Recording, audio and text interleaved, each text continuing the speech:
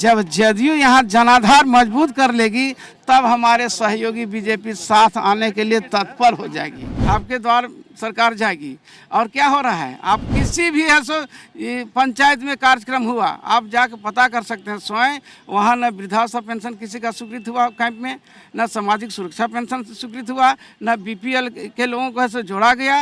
एक जगह सरकार सामंजस्य कर रही है, दूसरी जगह सब जगह में, और इन लोगों को यहाँ झारखंड में नहीं कर रही है। क्यों नहीं कर रहे भाई? आपको भी करना चाहिए। जब बार बार सरकार बोलती है कि बिहार के तर्ज पे पारा टीचर और सबको समायोजन करेंगे, तो भैया इन लोगों को भी समायोजन कर लो ना बगल में। झारखंड की हेमंत सरकार के 2 साल पूरे हो रहे हैं। 29 को कई कार्यक्रमों का आयोजन होगा। इससे एक दिन पहले राजभवन के सामने जनता दल यूनाइटेड जो है वो 1 दिवसीय धरने पर बैठी है। 22 सूत्री मांग है। वो मांगें क्या हैं, प्रॉब्लम क्या हैं, इस बारे में बातचीत करेंगे। हमारे साथ जदयू के झारखंड प्रदेश अध्यक्ष खीरू महतो हैं और उनके जरिए हम जानेंगे ये धरना क्यों है। धरना इसलिए है कि ये झारखंड की सरकार जो है, ज्वलंत समस्या यहाँ जो झारखंड के, उसी के मांग पर हम लोग ऐसे धरना पर बैठे हुए हैं। ये सरकार बिल्कुल निकम्मी हो गई है। लॉ एंड ऑर्डर बिल्कुल विफल है, कहीं कोई सुरक्षित नहीं है। दूसरी तरफ अगर जाएं तो आप विस्थापन का मामला सबसे बड़ा है, चाहे CCL हो, BCCL हो, ECCL हो, WCL हो, ये सारी संस्था है, BSL, HEC। विस्थापन आयोग का हम लोग मांग शुरू से करते रहे 10 वर्षों से। अगले पूर्ववर्ती सरकार बोली हम करेंगे, विस्थापन आयोग का गठन नहीं किया। ये सरकार बोली कि हमारी सरकार बनेगी तो हम कर देंगे, नहीं किया।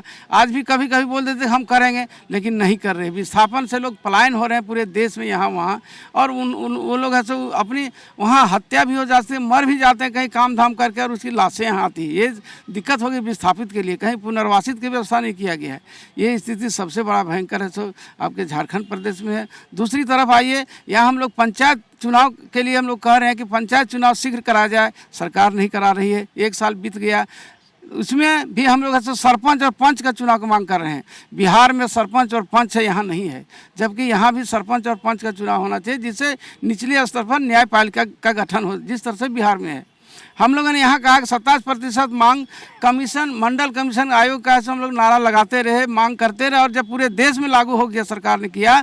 लेकिन झारखंड ऐसा राज्य है पूरे देश में कि यहाँ लागू आज तक नहीं हुआ। यहाँ 14% कर दिया गया। वहीं बिहार में देखिए हमारा 35% आरक्षण है। यहाँ ऐसा 55% पिछड़े लोग हैं, उसके बाद भी 127% भी आरक्षण नहीं मिल रहा है। ये दुर्भाग्य इस सरकार का है। सरकार बोलती है हम कर देंगे, लेकिन कब करेगी? इसके सहयोगी दल कांग्रेस के लोग हैं, वो महामुहिम के पास कभी धरना में सुनते हैं, कभी जिला में धरना वो लोग दे रहे। भाई कैबिनेट के बैठक करो ना, और उसको पास करो, नोटिफिकेशन करो और उसको जारी कर दो। क्यों नहीं करते हो? वो भी नहीं कर रहा है। अगर ज़्यादा दिक्कत हो विधानसभा में ले आओ, विधानसभा में पास कराओ, वहाँ क्या दिक्कत है पूरी जनता देखेगी। लेकिन ये सरकार करती काम नहीं है, सिर्फ है सो इसका है सो नाम गिनाना है। अब 29 तारीख का कल है सो सरकार बोल रही है कि हम ऐसे गिनाएंगे। क्या गिनाएगी?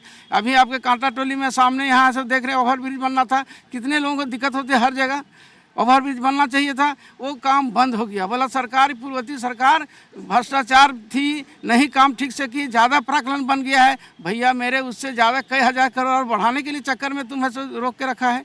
सर, ओबीसी आरक्षण की जैसे बात है, आपने बताया कांग्रेस धरने पर बैठी थी, राजभवन के सामने बैठी थी, मिल चुकी है।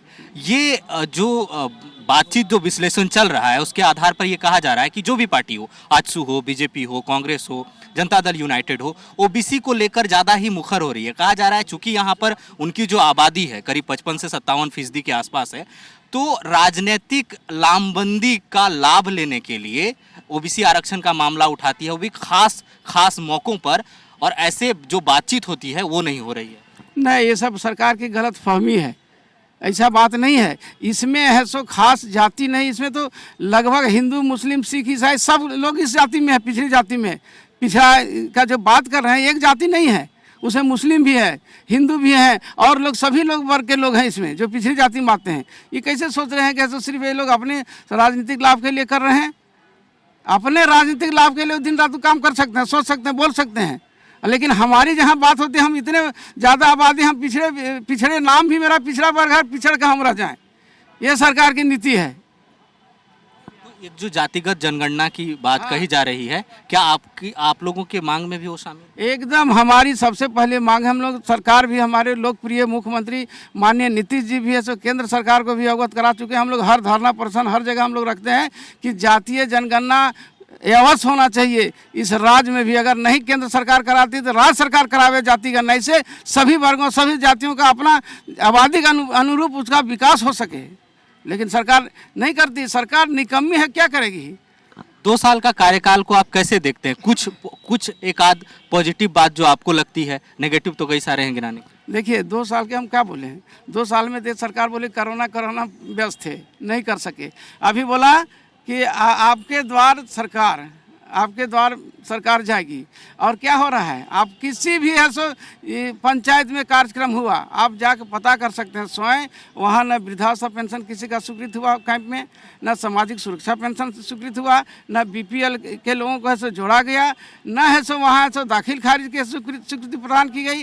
कैसे लोगों को हुआ है काम, जो पहले से वहाँ दाखिल खारिज वगैरह के लिए जमा था और उससे रिश्वत लिया जा चुका है, उन्हीं लोगों को वहाँ म्यूटेशन हुआ है। और जो लोग हवा में देख के दरखास्त दिया, आवेदन दिया कि मेरा इस रोज हो जाएगा, सब वहीं पर तुरंत उसका नहीं, एक भी एग्जाम्पल सरकार नहीं दे सकती है।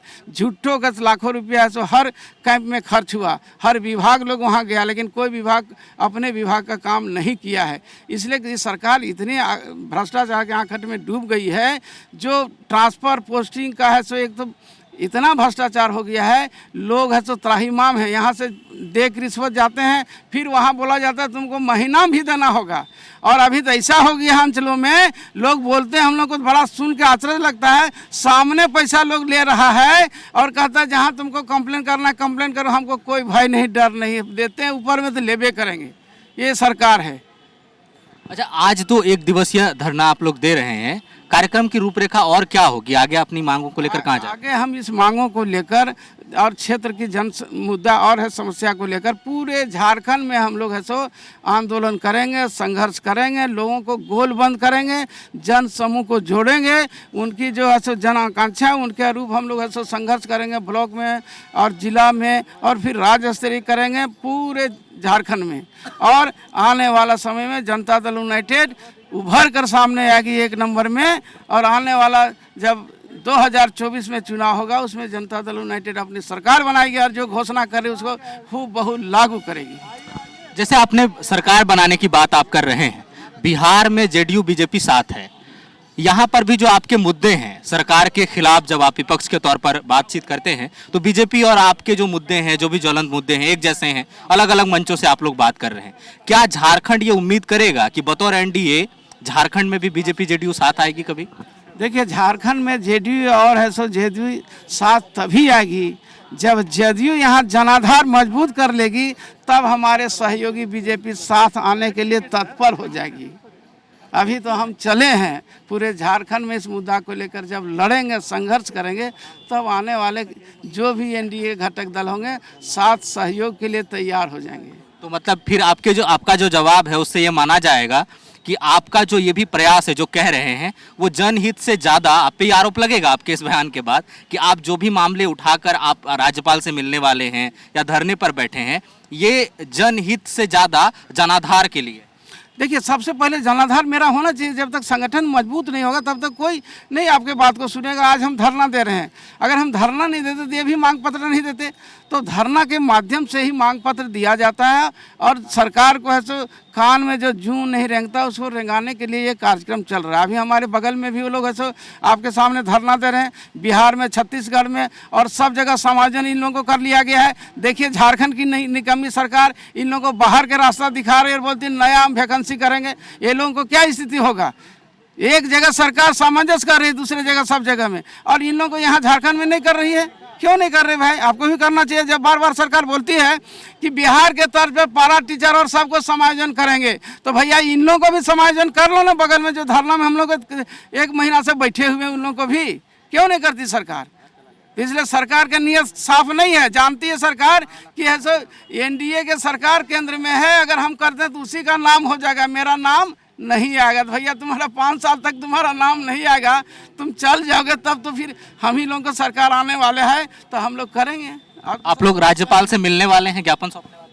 हाँ, हम लोग राज्यपाल जी महोदय से मिलने जा रहे हैं और ज्ञापन अभी हम लोग सौंपेंगे और उनको महामहिम को बताएंगे पूरा सिचुएशन को कि महामहिम इस पर है सो ध्यान देकर राज्य सरकार से है सो इस पर है सो अमल कराएं, जिससे जन हित में ये काम हो।